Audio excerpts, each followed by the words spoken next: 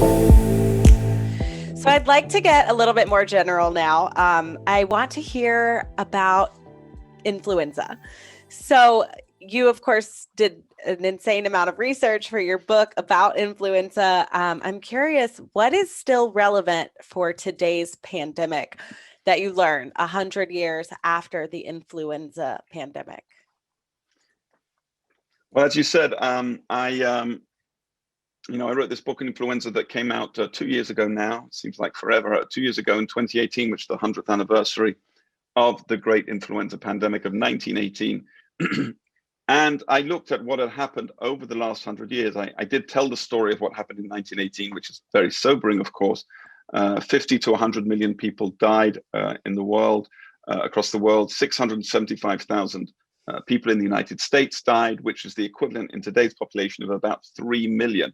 So it was far more deadly, at least in terms of numbers, than the COVID pandemic is so far. And let's hope that the COVID pandemic does not catch up to that awful number of deaths in the US and across the world. But influenza does remain, of course, a perennial challenge for us.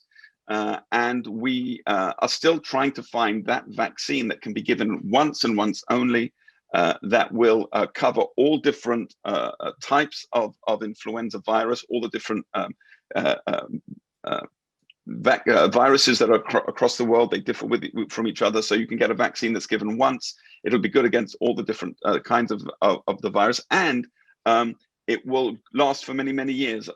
Just giving a vaccine, each year is a problem because people have to remember and they have to come back and so on. If we can have a vaccine that will give us the kind of long-term protection that, for instance, the MMR, mumps, measles, rubella vaccine gives us, that would be an incredible breakthrough as well. And we don't have that yet with the influenza vaccine. Influenza each year in the United States kills anywhere between 12,000 and over 100,000 people each year. We don't have good statistics about it, simply because it's very difficult for everybody to agree on whether a death is caused by influenza or secondary pneumonia from influenza or heart failure caused by influenza. Certainly in older people and younger people, it's often unfortunately easier to decide that this was a death directly from influenza. So we have a very wide range of estimation of the number of people who died.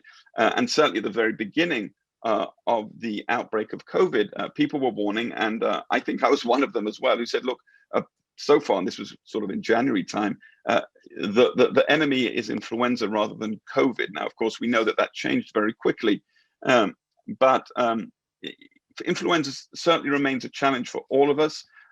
And what I'm hopeful for is that because of the precautions that all of us are or should be taking with masks and hand washing and social distancing, that the influenza numbers actually will be way, way lower than they are in a normal year. We would expect that because influenza is passed in much the same way as COVID is passed, on droplets. And if you're not in the office or on a bus or on the subway being sneezed on by other people who have it, then you're less likely to get it. So one would expect that when the dust settles and we're able to look back at the at the flu season last year and this year, that we will actually see a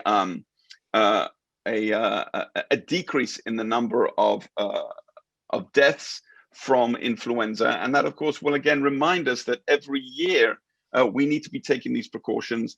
COVID will go away eventually, either through a vaccine or just through the natural process. All pandemics come to an end. The question is how much damage they can cause while they're active. But when COVID has gone away, I think that we will be able to learn and remind ourselves that just taking these very basic precautions is not only good for reducing your risk of COVID, but it's also a very good way to stay healthy over the winter from all flu and other winter viruses. There's a couple of wonderful studies that were done in which kindergarten children were put into different groups. One class would wash their hands several times a day, and the other class would not be told to wash their hands several times a day, just as needed. And when you compared the two different groups, of course, the kindergartners who washed their hands several times a day had a much lower absentee rate because of virus infections and so on. And that's just a sort of a little morsel that reminds us that these very basic precautions that we're all now taking are good, not only for COVID, but for all of the winter viruses.